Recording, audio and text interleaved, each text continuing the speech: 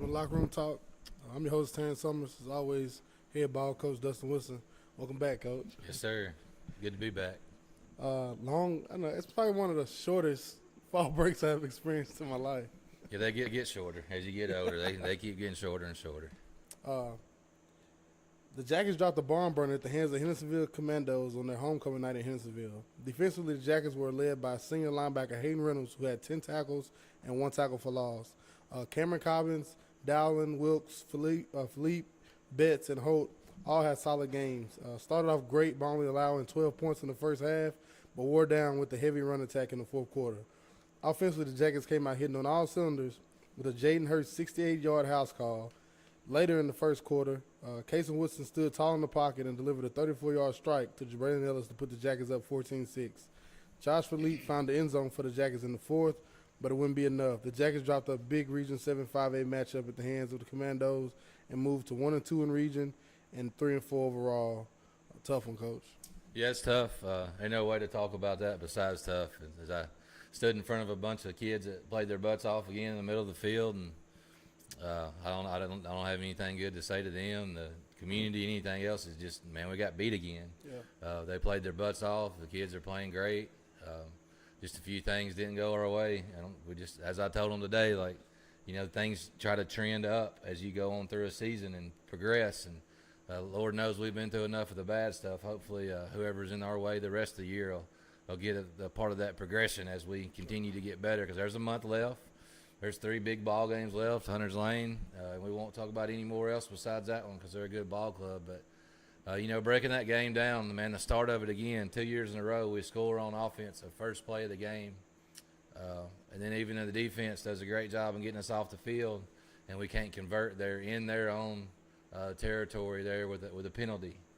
Penalties, there wasn't a lot of them, but they were timely. Yeah.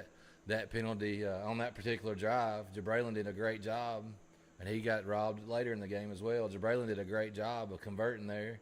On a comeback there, Woodson rolling out, but we get a holding call. Here it comes back, and then we're behind the chains. And no different later in the game, we dialed up something for Jabraylon again, made a spectacular one-handed catch that'll never be known now because crazy. It was another penalty. It wasn't a lot of them. It was just timely penalties, and that's football, and we got to be better than that. And they were the right calls, and man, it was just a tough time to get them. And we got beat by a possession again in 2024, but it ain't because of the kids. The kids are playing their butts off. Just a possession. I think if we've learned anything out of this season, every time you get the football, how important it is, whether we've been able to teach that good in the past or whether we're teaching it good now. But it all falls on coaching. So we got to coach. We got to coach a little bit better about those possessions. You get the ball, you got to convert. You got to keep that clock running because, man, that's what's going to be left to in these games. We got our whole schedule is full of those games. We found our way through 3-4 record right now. We got 3 left. And not to beat a dead horse, Jackets have lost every game this season by 7 or less. The Jackets' losing margin for the entire season is 18 points overall. Fourth quarter scoring, Coach, only 1 touchdown in the fourth quarter this year. That was against Station Camp. 9 points total, like you said, just finishing ball games. Yeah, it's finishing. I don't remember what. I guess it was the last one we was in. We didn't score, but we converted. It's been so long ago. It was a home game. Oh, Portland. Yep. We converted a few first downs there, and that's how we finished the ball game. You get it over with. But, it's been tough talking to the kids. They're still in. They're still believing. They're still bought in. Nothing's changed. Practices are still good. It's just, man, that fall break, speaking about how long it was or short it was, it's hard on the coach to get away from the kids when we need to hurry about and get back on the field and try to get that taste out of our mouth. But it's coming. Another Friday night will be here soon enough, and it'll be senior night, so hopefully a lot of energy. They'll turn some of those emotions into mom and dad and the last hugs and on the ball field and get after it at the nest one more time for them. And I've been a part of a team, a few teams that's been in the situation we're in now, and it's like a lot of times you lose locker room. People talk about losing locker room, and to hear you say that ain't even a thing, that's beautiful to know. And this team has got some good seniors on it that are leaders, and they know what they want to do. They know they want to, finish what they started, and none but opportunity ahead of them. And also, like you said, you take last year and look at the game, how we lost a lot of ball games. A lot of them was blowouts on the other end, So you get a ball club in here now who are coming down to this, these tough fourth quarter battles. They're learning how to finish games. We're coming off on the wrong end of it, but we're still in the learning process here of trying to finish ball games. And I think, off season, people talk about the weight room. We talk about the weight room was down there. Yeah. That's going to be a big mantra of, it's going to be a lot of guys returning on this team. It's going to be, hey, let's work a little harder. Let's do an extra rep so we can finish games when that fourth quarter comes next year. I don't remember what game. I think it may have been Portland again. We'll look back to it. It seems like I don't think we've won 2 games in a row here in a couple. It's been a long time with this schedule we got and just playing a great ball. But, I've asked them one week, do a little bit extra this week, whatever it is. It don't matter if it was your rep in the weight room, you're running, you're asking for it, your time, your huddle time, whatever it is. Give a little bit extra. And I say us, it's all of us, it's the community and everything. But, when you got a roster built like ours, that the numbers aren't great, that's just what the kids are finding out, how important they are, really, just to be honest with you. Each and every one of them is so important. Cam Cobbin's going out the other night for a couple plays. That's just 3 plays, or you're putting somebody else in offensively, defensively. Hurst, so then now KJ has to not rotate, but Fleet comes in and finishes. We've got kids, we just don't have a lot of them, but everyone we got's great. And they're just learning a lot right now. It is what it is. Yep. The Jackets dropped a tough one at the hands of Commandos. We had a fall break, and no JV football during fall break. Yeah, you had a JV game that following week? We did play. So what we did on fall break this year was we did Monday, Tuesday, Wednesday at 10 o'clock or whatever. Then they were on fall break, really. Yeah. So Wednesday all day, Thursday, Friday, Saturday, Sunday. So we scheduled a JV game Monday. This week we didn't have one. So we went to Rossview and played a JV game, and it was good, learning a lot again. Went down to the end. I think it was a 1-possession game, but playing a different style of offense, spread it out, and got a little pass drops in us on defensively, and offensively converting and scoring and getting some big plays. So we got another JV win and a lot of teaching going on the other night. And I was going to ask you, that's great JV football right there, especially like you said, and learn those linebackers and stuff, getting depth on their drops, and having to do it. Pass rush or a pass, pass drops. Yeah, it's one thing to do it, one time, here in this possession, 2 times the possession, but when you're doing it every other play, you're really getting that work. You're really getting, working your craft. Yeah, that 3 technique, right? Yeah. Or no? Yeah, I mean, you in there working that path to the tackle there is 6-7 yards where it may just been flat, but it's just learning another technique and refining it, hopefully doing well at it. And what else, fall break? Like you said, Monday through Wednesday, I believe. We played Monday JV, so we practiced. We come in and just try to work on keep conditioning, not work on it, but keep them running and keep them in the weight room. And then this Monday we're just creatures of habit, so we start on Hunter's Lane this Monday. That was it for the last 2 weeks for the Jackets. We're going to take a break, and we'll come back. We'll talk about Friday night. The Jackets welcome the Warriors of Hunter's Lane into the Nest for senior night.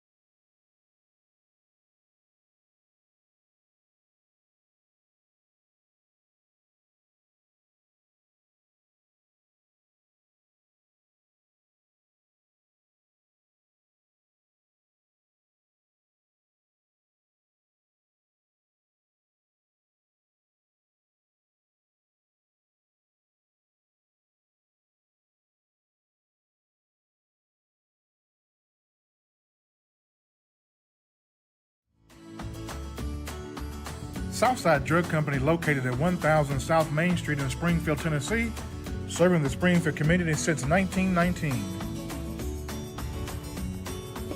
Go Jackets!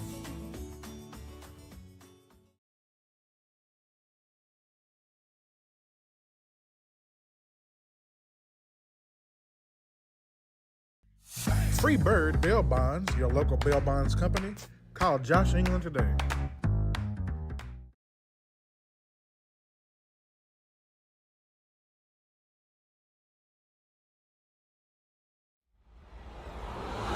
You are watching a Social Dweeb sports production.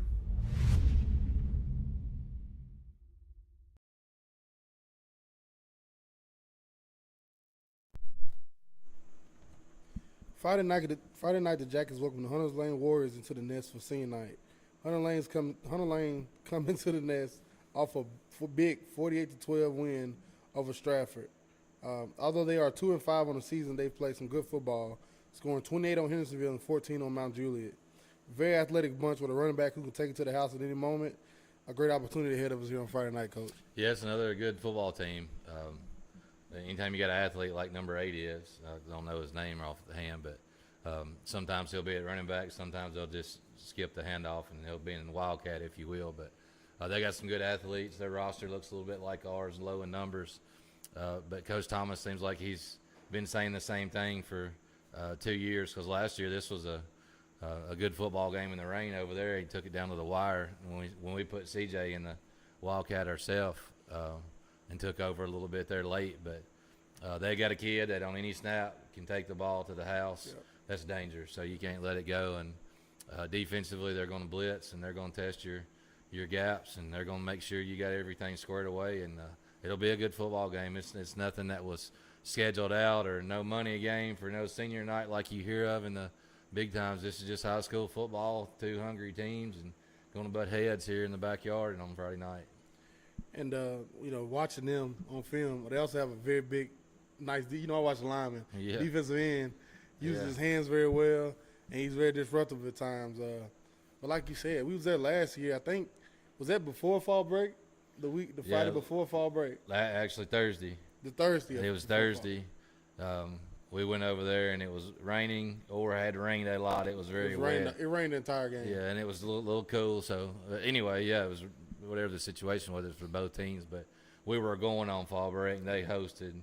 So they wanted it on Thursday night, and obviously we did it. But this year, that was supposed to be last week, both of our school systems changed the game, changed fall break. So we were able to push it to this end of fall break this year. So, maybe we'll both be in a routine and play a little bit better football for both of us. Thursday night, man, it's just a little different. Yeah. But, anyway, it was Thursday night before fall break last year, and this week we'll have 3 in a row to finish it out here with senior night and then 2 on the road.